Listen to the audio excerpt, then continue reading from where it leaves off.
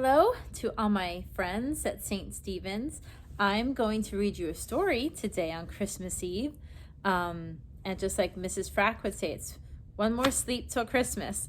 So tonight, I'm going to read you a story. A lot of you are probably familiar with 'Twas the Night Before Christmas. Well, I'm not going to read that one, but it's very similar. It's called Pennsylvania Dutch Night Before Christmas. So Pennsylvania Dutch is pretty much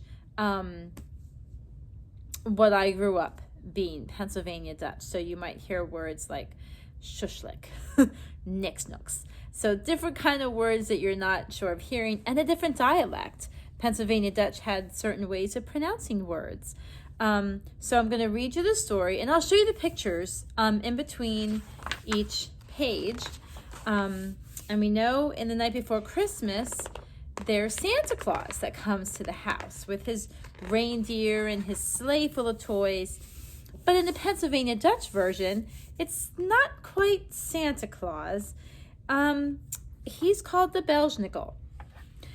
And he's different, not dressed all in red, not a jolly old elf. He's dressed all in black from his head to his toe. But it's a cute little story, and I hope you enjoy it. So here we go. Pennsylvania Dutch, Night Before Christmas, and it is written by Chet Williamson. It was night before Christmas, und all over the farm. Nothing was shushlik, no cause for alarm. The socks were all hung by the chimney just so, with the hopes they get filled from ankle to toe. The nix-nookses schnoozin' without any sound. In their heads, clear toy candy's been dancing around. And Mama and me? Well, we out in the light. Crawled under the covers and snuggled up tight. Then, from the outside, we heard something fierce that made our eyeballs open our eyeballs and rattled our ears. There was crashing and banging around. Could it be true? Did our ears deceive us, or was that a moo? Then off to the window we ran in the dark, kicked the dog accidental. He started to bark. Then we looked through the window, coming in through the gate.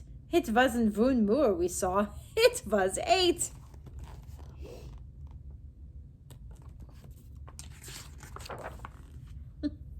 Four cows and 4 steers, they were harnessed somehow, and were dragging behind them an old-fashioned plow. And there, just behind it, as sour as a pickle, was a fella we knew had to be the Belschnickel. He wiggled that plow to keep going on course. I think he'd done better if he'd had a horse. So it's not Santa Claus with reindeer. It's a Belschnickel with cows and a plow. So dopplich and slow those 8 dummers did run, and he growled and he grumbled and yelled at each one. Now Jackie, now Becky, now Rachel, Josiah, on Menno, on Sarah, Esther, and Obadiah. And watch where you're going, there's nothing unwiser than stamping your hoofs into stray fertilizer. It's kind of silly, isn't it? They got through the barnyard without any hitch, and the Belschnickel grumbled and raised a big switch. Climb up that roof now and make it snappy. You don't want to make me no unhappy. Mocked off on that trellis, then to the porch roof, and don't get no ivy vines caught in your hoof. I'll get off a grease lick if you make me fall, so clamber up, clamber up, clamber up all. Can you imagine cows on your roof? That's kind of silly. Like the chickens all look, then to fly they're trying, or the mess kids are making, then shoes they are tying. So clumsy they climbed up an inch with each moo, but somehow they made it, and it wonders me too. And then at a twinkle we heard on the roof each cow that was whooshing around, stamping its hoof. The cracks of the roof timbers filled all our ears, 'cause it just wasn't built for 4 cows and 4 steers. There you go.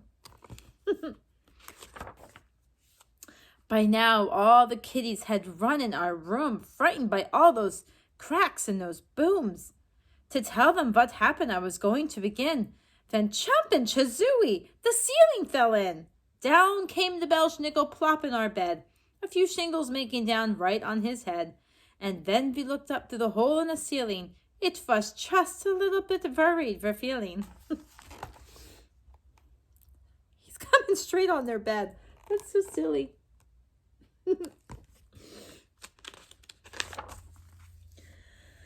For there overhead was that 8 head of cattle, still stomping so hard that it made the walls rattle. We felt as we'd all been cursed and verhexed, and that cows would fall down in our bedroom next.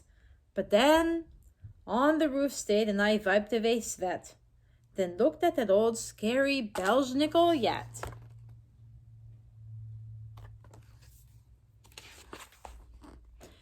He had got to his feet and was brushing his breeches, holding his sack and using his switches. He was dressed all in black from his toes to his hat. And he frowned and he said, "Hey, what you looking at? Ain't you never seen no Belschnickel before?" Well, I had, but the others had come through the door. His beard was all strublick, as white as snowfall, and his belly so skinny, it nearly was all. I couldn't help thinking that this crabby guy could use a few dumplings and shoe-fly pie.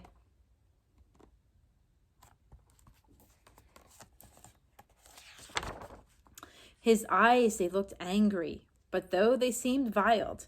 Then he looked at the kitties, he just sort of smiled. Then he wiped it away like he'd made a mistake, or he needed some schnitzelknepp Mama would make.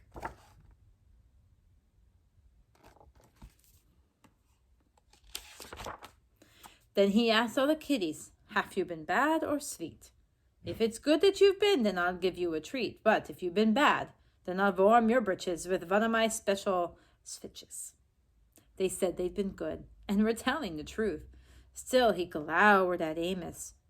He grimaced at Ruth. He frowned at an Abner, who just kind of grinned.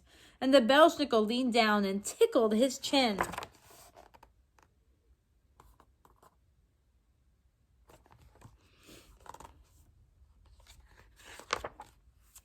Ack, crabby I might seem, but don't you forget, I ain't never had to switch one kitty yet. I just must be something around in the air.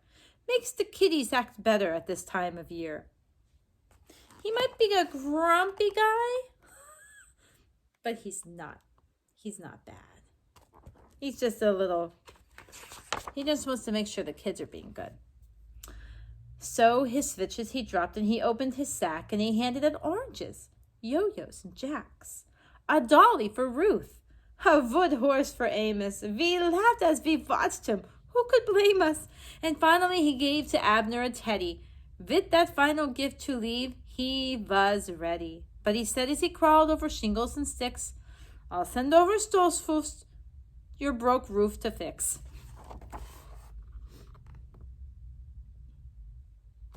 So they must have been good kids. They all got gifts from the Belschnickel. Then he chumped the hole through up to his 18 plow, and he yelled to his livestock, "Get going, and now down to the ground, and without no complaint, until we get done and the houses all ain't." They sprung off the roof to the yard way below. There they got stuck in 4 near inches of snow, and that Belschnickel yelled, brushing snow off his head, "Merry Christmas, zoo all. Now just go back to bed." I hope you enjoyed that story. It was a little bit different than normal, huh? Not the normal story you've heard. I hope you guys have a very Merry Christmas. We love you all, and we can't wait to hear all about the wonderful things that you get for Christmas. Merry Christmas, everybody. Love you.